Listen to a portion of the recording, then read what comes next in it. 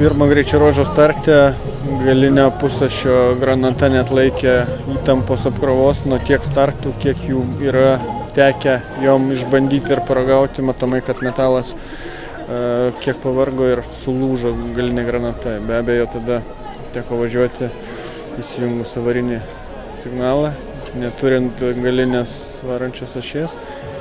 Ir aišku, kiekvienas tas spaudimas gazo buvo labai apgalvotas ir labai saikingas, nes važiuojant be galinio pusašio, be galinės blokiruotės yra didelė tikimybė sugadinti, sulaužyti ir centrinę blokiruotę, kas būtų neatleistina ir vadinkim, jeigu mums pavyks šiandien po dienos sutvarkyti galinį reduktorių su pusašiais ir sustatyti viską į vietas, tai sugadintas priekinis transferis, vadinkim, tikrai atneštų ilgalaikę bėdą, kurios tikrai neišeitų sutvarkyti šių lenktynių metu.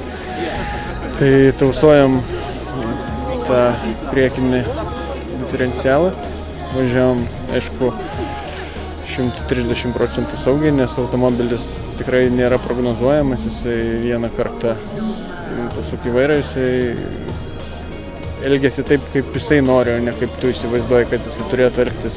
Tai tas buvo pakankamai sudėtinga, bet atkentėjom 2 greičio ruožus, beliko vienas, dabar servizo metu atlikom šiokius tokius patobulinimus, pagerinimus ir patvarkymus, kurie tikiuosi, kad leis važiuoti greičiau, kad važiuosim ir kad galima važiuoti su tokiu automobiliu 100%, tai tikrai ne, nes ir duslintuvas yra pažeistas, duslintuvas yra suplotas iki labai nedidelio diametro, tai be jokių antilagų ir be galios, kurios mes neturėsim.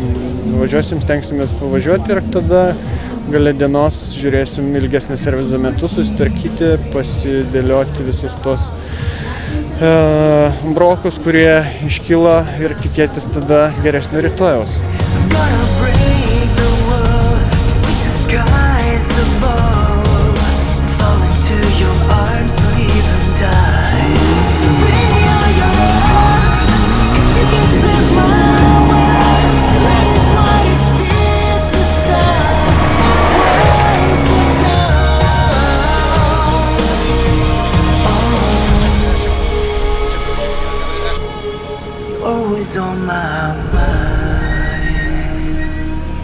Važiavome į servizą, bet kažkaip pagalvojau, kad ta diena šiandien prasidėjo 6 ryto ir besitęsianti jau perėjus į sekančią dieną buvo pakankamai trumpa, tai vat tenka dar nagus pasikarpyti.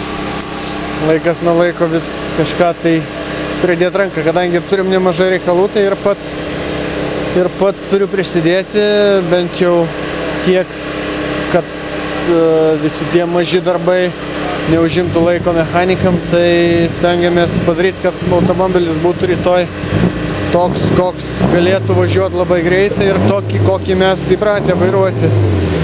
Aišku, gerai, kad atvažiavom. Labai keista, kad turim poziciją 5. Per 2 greičio ruožus nepaspaudę nei karto akceleratoriaus pedalo iki dugno ir važiavę tik tai principė su priekiniu tiltu, bet lenktynės yra lenktynės, taip jau yra, rytoj 100 km.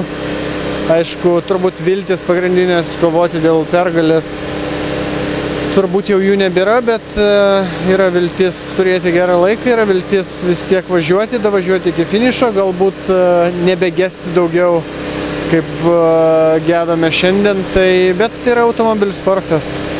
Niekada negali žinoti ne tik tai dėl savęs, ne tik tai dėl šturmano, dėl kelio, bet ir dėl automobilio, dėl metalo. O tų metalinių dalykų automobiliai labai daug ir kartais jie paima ir paprasčiausiai atsisako tranauti dėl to, kad nusprendė išeiti į užtranautą poilsį. Tas užtranautas poilsis šiandieninė mūsų pusašiui atėjo kiek per anksti ir manau, kad išeitinės kompensacijos nei pensijos tas mazgas gauti neturėtų.